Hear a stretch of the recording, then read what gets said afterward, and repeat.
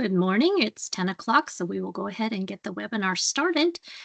I don't have too much of a brand introduction today.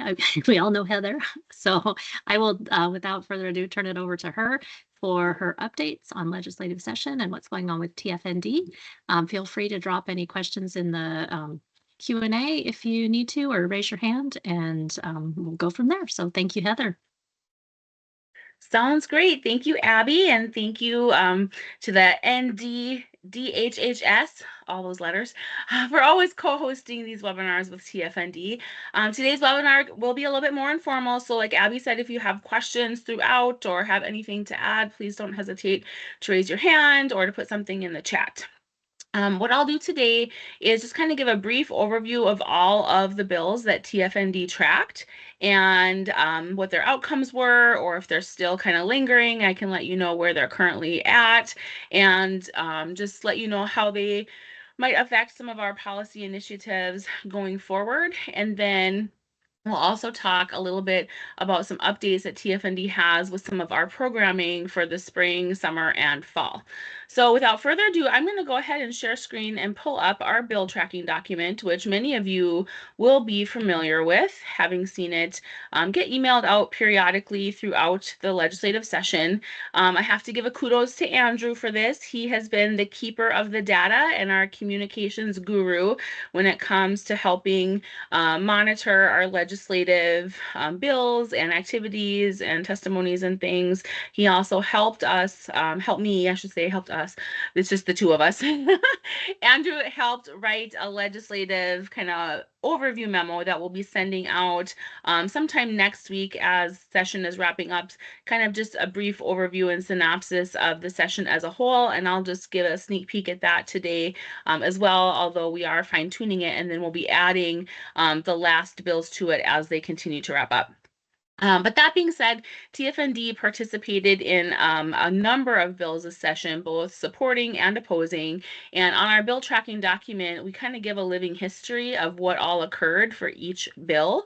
And so the first one on deck here is our budget bill. As you know, TFND always supports comprehensive funding for the Tobacco Prevention and Control Program. And so we did testify a couple of different times on this bill as it worked its way through. I see it's actually as of yesterday been placed on the calendar. And so this bill is wrapping up, so we don't have a final vote, but it has been recommended, a due pass, of course, for the overall budget for the Health and Human Services Committee Health and Human Services Division. And the floor will likely either vote on it today or tomorrow. And so that has been a fun one to track. That's usually one of our easier bills where TFND is liked by the committee members and doesn't have too much of a contentious time in front of them. And so we did recommend their continuation of both youth and cessation funding, in addition to the overall funding that typically occurs within that budget. And for any of these bills, and when you get our bill trackers, if you ever want to click on the links, you can always go and see all of the things that occur. On this particular bill, I will pull up and show that it is a lot. When you look at all the hearings that are held on the budget bill, it is a lot. But you can see all the testimony. You can look and watch all the hearings. All the videos are archived now, so you can pull up any given day and hear and see what occurred on the budget bill. That might not be as interesting as some of the other more contentious bills, but all that data is here for perusal if you want. And so when you receive our documentation, make sure you pay attention to where those links are, so that if you're interested in that type of information, you have it at your fingertips. The next bill that I'll talk about is one that TFND mostly monitored. It did get amended in the back half of session to be a little bit more benign than when it first came out. So our concerns, we went from active opposition to more of a neutral stance by the time all was said and done. This was 2037 was a huge judiciary bill covering many, many things within the juvenile court system and how all of those situations are handled. And so our reason for even being interested in this bill was just a couple of lines of policy language that would affect how minors being caught with tobacco products, commercial tobacco products, would be handled within the juvenile court system. And so TFND did weigh in on the initial Senate side with our concerns on how the language was contradictory to state law in a couple instances, and how it would be detrimental to have the infractions and consequences placed solely on the minor themselves versus holding the retailers to account more fully, or having it be more of a distributor penalty in place. That being said, they did fix some of our concerns, although it still wasn't an ideal piece of policy language to go out. But that bill had so many pieces and moving parts to it that it was hard to get a lot of traction to address our concerns 100%. So that being said, it did pass out of both chambers and go to the governor's desk with the amended version, which was, like I said, much more benign than it initially started. 1307 was kind of in the same vein as the previous bill, in that this was really overreach in terms of what local control would look like if it had passed. And it was basically voiding all local ordinances that were in conflict with state law, and taking a real preemptive stance on home rule. And so TFND was ready and willing to jump in the fray on this one. But at the last second, the bill sponsor himself amended and hoghoused the bill, because it turned out his intention was to only have this apply to election law. And so it got amended a couple of different times. But how it came out, it didn't affect local control or tobacco prevention and control policy at all. And so TFND was able to back off of our oppositional stance and take a more neutral stance. But we did continue to monitor this throughout the remainder of session to make sure that no language got put back in that would have been detrimental to home rule or local ordinance capabilities. 1440 is one that just lingered a long time from when it was introduced. This one addressed the cigar lounges that were allowed for in the 2023 legislative session. It had some supposed cleanup language to make it easier to report sales, and to account for the fact that a new entity wouldn't have any sales until it completes its first year to be able to report. And so that language was what the bill sponsor considered cleanup language. From TFND's perspective, it was just making it easier for entities to open and claim to be a cigar lounge. So we didn't like that. And then the other thing it attempted to do was allow pipe tobacco to be added onto the list of allowable products to be used in those establishments. And so TFND, of course, opposed this bill throughout its life. It did end up going all the way to a conference committee, and they did put the pipe language back in, which the Senate had taken out at one point.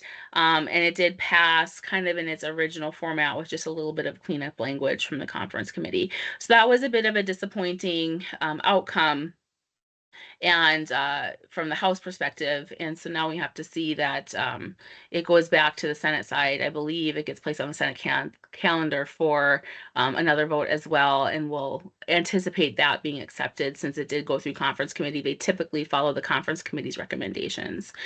So 1440 was a long, drawn out process, and we really appreciate all the extra support from those that kept sending action alerts and following along with TFND, so that we can continue to have the best possible versions of things go out as we can.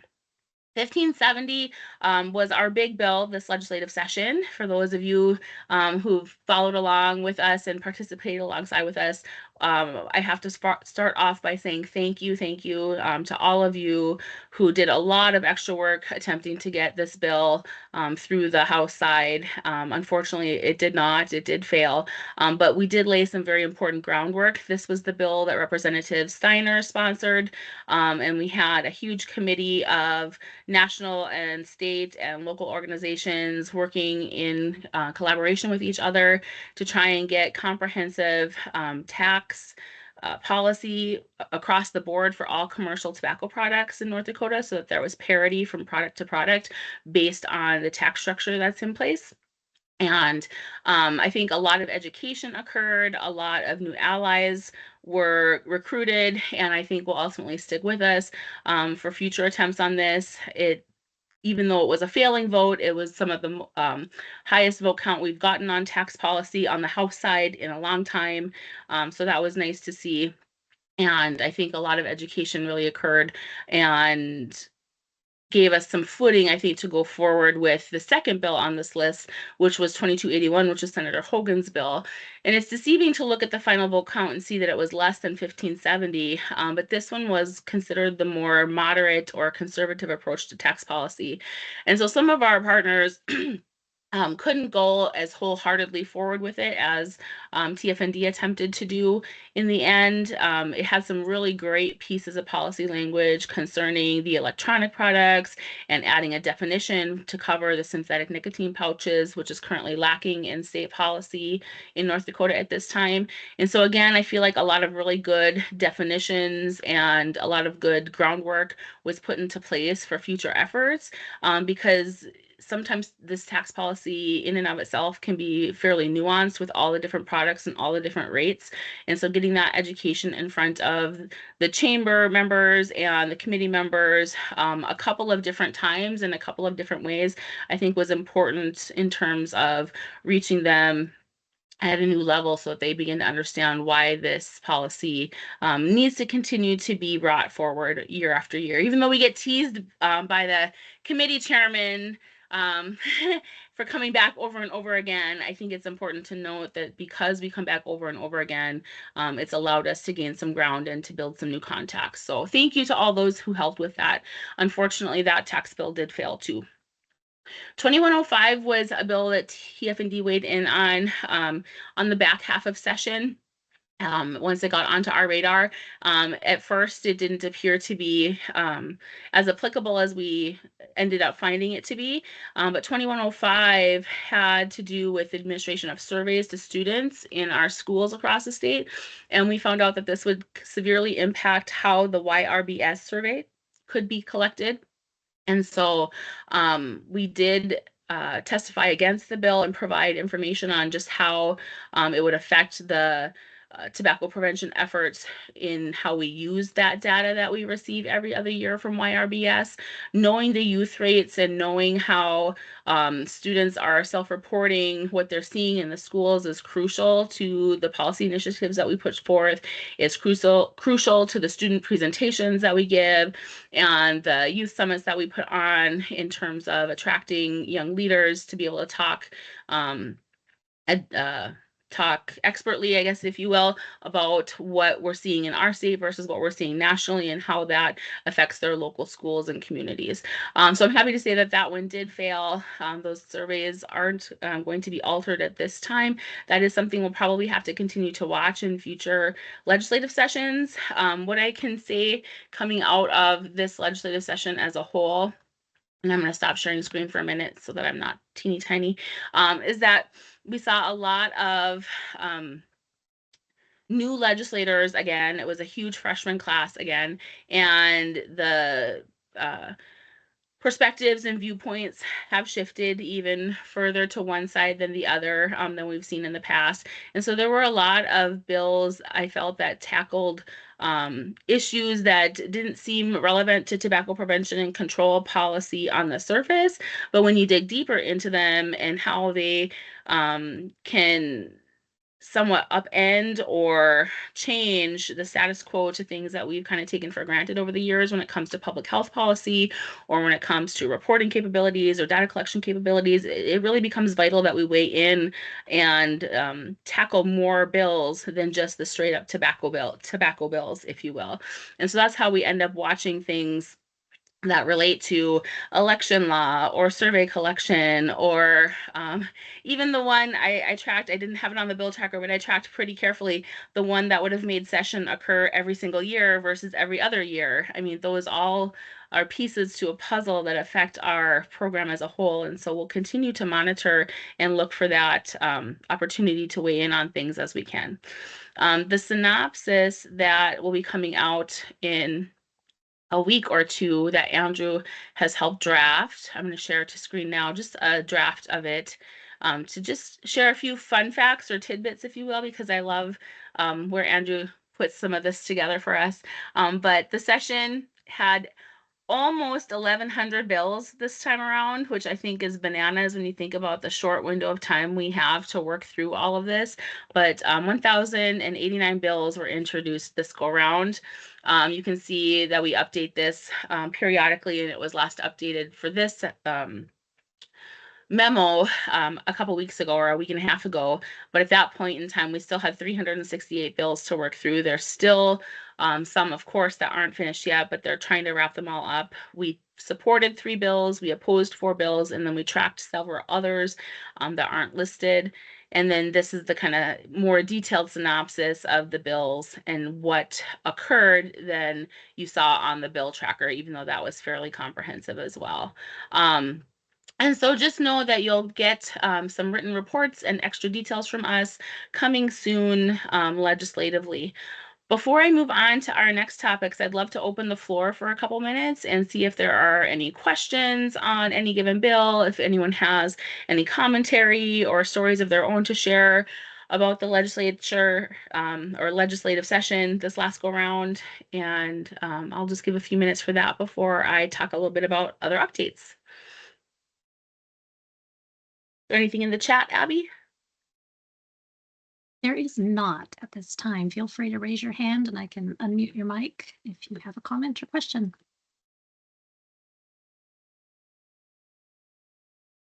Jennifer, go ahead.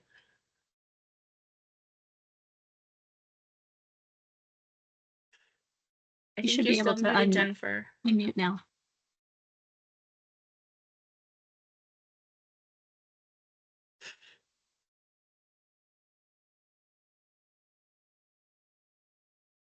You're still muted if you're speaking, Jennifer. I don't know if you've started or not, or if it's not coming off for you. Is that something I can do as a presenter? Nope. Nope.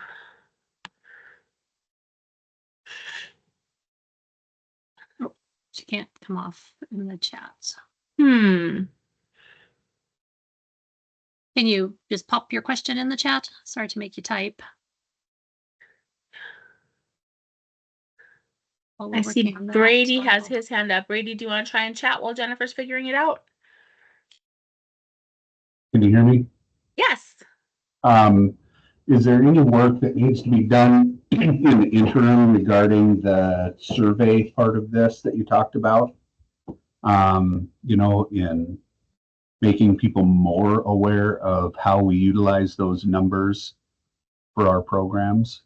I mean, not just tobacco, but all public health. We utilize those for all of our programs here and justify in not just grants to the state, but grants to other entities. I mean, it's a foolish bill, but and I think luckily 44 people saw it that way. But what are the plans in the meantime? Well, I think that kind of harkens back to what we've been working on for the last several years, is telling our stories better and in more ways. And I think one of the silver linings to come out of seeing a bill like that, if you go back and watch some of the testimony, and some of our friends on this very call, some of our LPHU friends did testify as well. And it really brought to light just how that data is used in so many different ways and how it can have a rippling effect, if you will. And so, Brady, I think you're 100% right. We got to do a better job of telling our story and how we use that data. And when new data is released, not just share the data, but share the why behind the data, and then share the action that the data enables. And so when the next round of data comes out, that's something TFND will work to do a better job of. And I would encourage you guys to either share what we put out or to put your own spin on it, since you cover many, many more topics and many more things than just tobacco. But Brady, I think that is a really great point you make. And I just want to add to it. I mean, I I feel like in listening to the stuff, there was an understanding of the importance of the numbers to some extent, but it was more of a issue that we're seeing more and more with you can't tell me what to do type thing. You can't, so it's that side coming in and saying, well, you're having our kids do this stuff that we want more say in, or we want to view it, or whatever. But it's, I don't know how to do that education with a legislator of saying, of getting them off that topic of trampling on Yeah. their parental rights or something like that. Because to me, it's more of yeah, they understand that we get good data from it, but it's more of how it's presented, and they need to be educated on it. It's nothing, we're not injecting sex into the class or drugs or alcohol, and I think that's their biggest argument is a lot of them will tell you, well, if you talk about it, they're going to go do it. Yeah, I think that is a valid concern, and that's part of what I was alluding to when I talked about some of the challenges with having such a big crop of new legislators and some of the pet policies that they go after. It does become very ideological, and in our tobacco prevention world, we've already been butting up against ideology when it comes to tax for years, if not decades. And so I think this is just another hurdle that we're going to have to overcome in terms of educating around, like I said, the why behind things and then the actions that the policy allows for. Because if they don't know why we're asking it and if they don't know what we're going to be doing with it, it makes it harder for them to understand why we need it. And for some people, Brady, you're just never going to change their mind. Unfortunately, the ideology is going to be too strong to combat. We just have to do our best, I think, in those regards. But yeah, there's a lot of challenges right now when it comes to some of the personal freedom and parental rights and that type of ideology that we're butting up against to an extent, even just in our realm. How we combat that, like I said, is really making our case and telling our story and giving reasons why we do things that we do and what we do with the information that we get and see if that helps. Unfortunately, I don't have a really great, easy, clear answer. It's the ground that Andrew and I are working to navigate alongside all of you. But I very much appreciate you bringing that up for us to all consider because it will become more and more important as we go forward. Jennifer, did you get your question in the chat? If not, I can go move on to Haley. I see Haley's hand is up. Jennifer has a comment in the chat, but Okay. yeah, we can move on to Haley and her question. Okay, go ahead, Haley. Thank you. I was actually just going to kind of tag on to what Brady was saying, because we did have a representative that was on the committee that actually voted do not pass in committee and then changed his vote on the floor. And so we reached out to him before it was reconsidered just to kind of provide some information. And so I think it's maybe just an option for people to see how we communicated with him that we need this data. It's basically just the trend data all the way back to, I don't know, I think we went back to like maybe 2009 or something. We broke it off at a point, but basically the trend of how use has gone down, but then it also highlights the little mountain of ends use. But then we actually also plotted all of our successes on there so they can see exactly in that trend where some of those things happened. And so I'm just sharing that as a way that you can continue to tell them that we need this data to help drive our work. And so it's specific to our region even, so that he can see how that data is used to show what's happening specifically here in the area which he represents. That is perfect. Unfortunately, we didn't hear back from him. But that's not uncommon. Right. But that was just one way that we were able to tell them that we use the data. And then I had another thought too about, because our health unit is now also part of the Partnership for Success grant, which will heavily rely on surveys, not just the YRBS, but the PFS survey that happens in the off years. So that would have impacted that grant for us as well. But what I wanted to share is that but I think there's two things that we can do. Number one is connecting with your school partners that maybe are involved in administering the survey to learn more about the survey itself. The middle school survey is different than the high school survey, so I think that's one thing to just note, that some of those ideologies really come from how young students are in middle school, and they don't get asked the same questions as high school Right. students. And so not just specifically that, but I think being able to be a little bit more confident in speaking about the survey would be helpful. So I don't know if it would be maybe something where we could bring Mark in to talk about YRBS and some of those nuances that can help shape some messaging before next session, or just being more comfortable talking about it so that you can develop messages. But I think it kind of goes back to where we always are in tobacco prevention. Don't get distracted by some of the things that they want you to talk about. Talk about the things that matter, which is we need the data to guide our work, and we need the data to evaluate our work so we know that we're spending the money wisely. So that's just how we kind of used it. But I do feel like I still could use some schooling on how the survey is collected, how Mhm. the schools are selected, some of those types of things, just so that they don't think we're out here just pushing a survey that we know nothing about. I think that's awesome feedback, Haley. Thank you for sharing that, and thank you for sharing what you guys are doing to help tell the story from that. I think if we can all emulate that and really utilize the trend data, like you were talking about, would be helpful, because then you can see over time how the data collection has affected the policy and vice versa.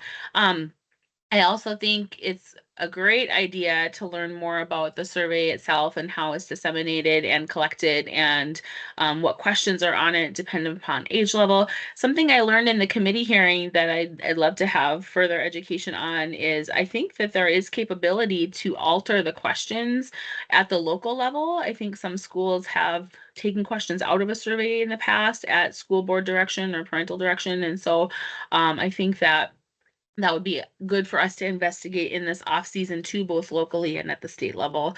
And so TFND will commit to helping do some of that work to prepare for the next go round. And yes, Haley, if you share the PowerPoint slide, that would be excellent. And that way, if people want to use it as an inspiration or a template to create their own story data, that would be great. Thank you, Haley. And then Jennifer's comment, just in case people haven't seen, is that she's going to follow up with Representative Steiner, who was our champion sponsor this last go around for the tax bill, and see what her thoughts are on having more and more vape shops open in local communities, and what we can continue to do to combat the high youth use rates. And I think she'll be very open to hearing from you, Jennifer, because she was pretty hot under the collar that her bill didn't make it through her own chamber.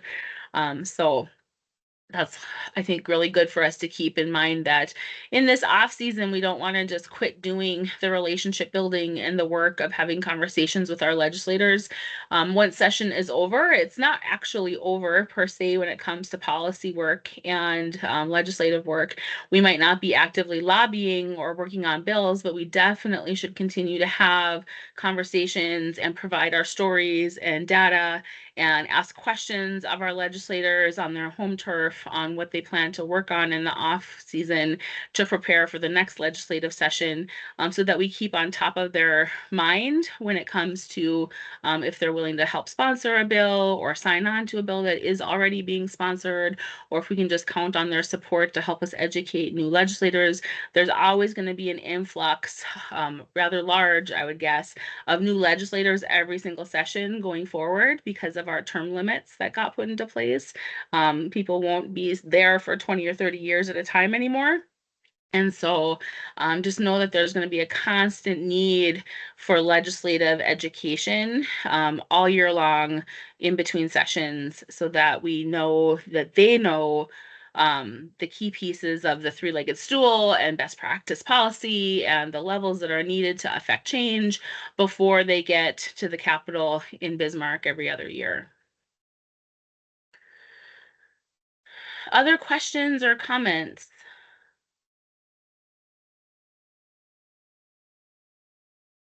Don't see anything right now.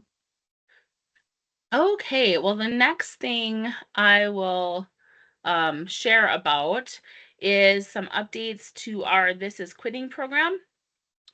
For those of you that have been utilizing it with TFND these past 3 years, we thank you for that support. And for those who are unfamiliar or brand new, This Is Quitting is a texting to quit vaping program that is put out by Truth Initiative, which is one of TFND's national partners.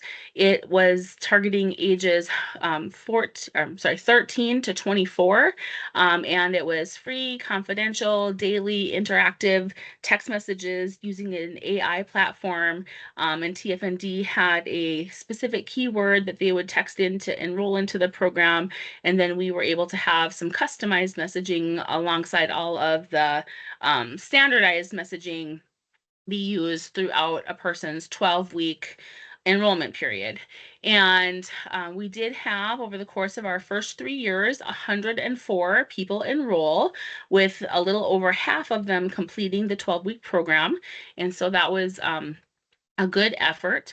Unfortunately for us, Truth Initiative has made some major changes to the program this past spring here, and This Is Quitting has actually gone away, and it has merged with the X program to become an all-new program. And I'm going to share my screen again so that I can show you some web pages of what it's going to be like now.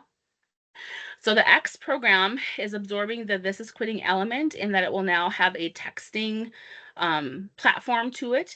It is for ages 13 and up. It doesn't have the upper end cutoff anymore, so you don't age out ever anymore. And it has a couple of new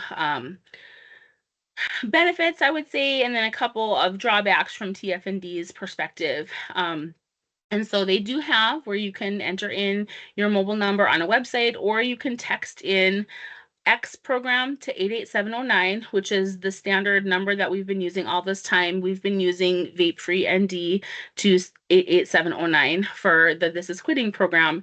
Going forward, TFND has opted not to renew our keyword specific entrance. And so we're going to go with the generic X program to 88709.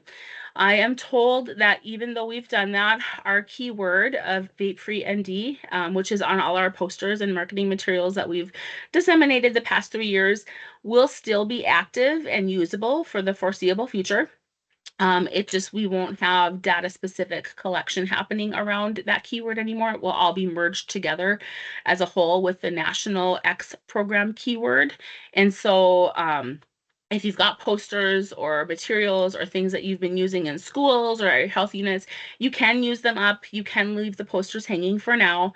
TFND eventually will be sending out, here it is, some new materials. They just basically recolored the old materials. So, oops, that won't even be all that different.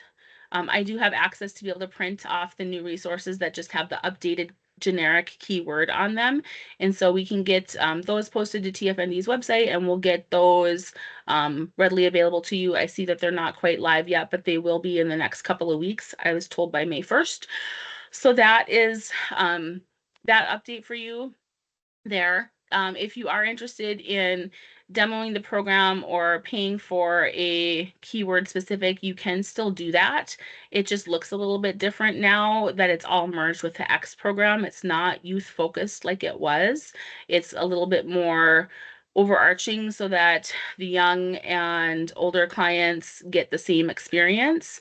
But it is rolling out as we speak. And so they do have certain aspects of it live. It has been completely rebranded to X program. TFND, like I said, is going to utilize the generic X program access word, and will be advertising some of their digital marketing campaign that they're releasing. We'll have some updated materials that can be requested if you want. But our old materials are still valid for the time being. The Vape Free ND word is going away, but it will still be active for the foreseeable future. They're not going to turn away any clients that are attempting to access the program. They're just going to get redirected to the new version of it if they access it through the old word. Any questions on that? Brady asked a question in the chat on that. Okay, Do you know Brady, if what's there'll the be question? any localized reporting from X or state numbers, etc.? I would guess by state as a possibility, but I wouldn't think anything local. And we have access to a little bit of localized data at the end of the program, but it's all opt-in dependent. And so even though we knew we had a certain number of enrollments, the reflection within the local data that we could see was a very small percentage. So for instance, at the end of our 3-year window, when I could see the 104 enrollments, of those 104, we only had localized data for 12 of them, because they have to opt in to share their zip code. And if they choose not to share their zip code, then they just are counted via as a state, with the keyword that they use to log in. So the hope for local data springs eternal. But I assume that we'll be able to still see some, of course, national data and some probably regional or state data when all is said and done, after they've flipped their program over and had it up and running this way for a while. Other questions?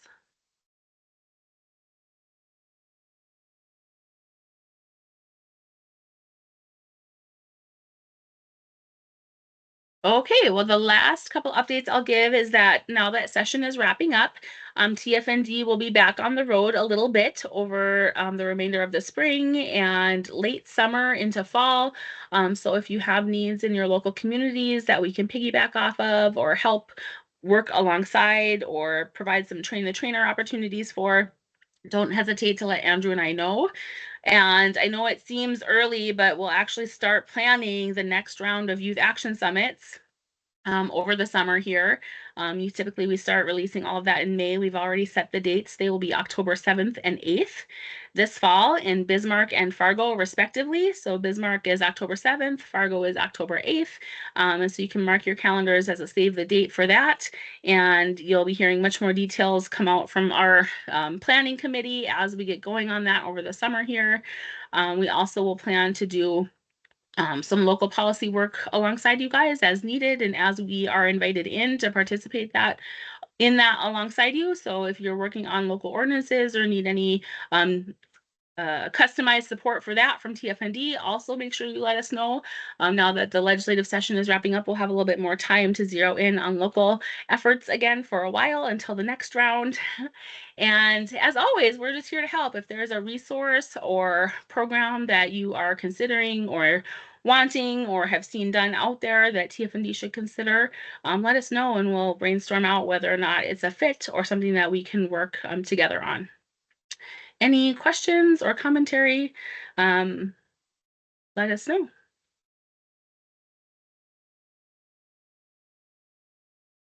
Well, thank you for your updates, Heather. We appreciate that. I'm not seeing anything in the chat or any hands raised. So we'll give it just a second to make sure if anybody has anything to add before we wrap up. And just really thanks again for all the extra support and work alongside us and in the background. I know that it's not just TFND in the trenches during legislative session. I know that it is many, many, many of you as well that just can't take the spotlight while you do it because of the nature of your roles. And so I just wanted to thank you, Andrew, and I know that it's a team effort and we really appreciate all of you.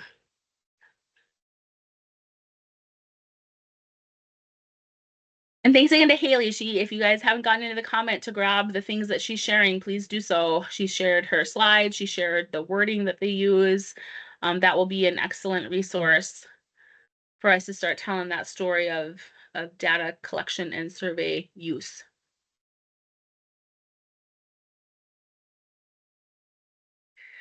All right, enjoy the gift of time.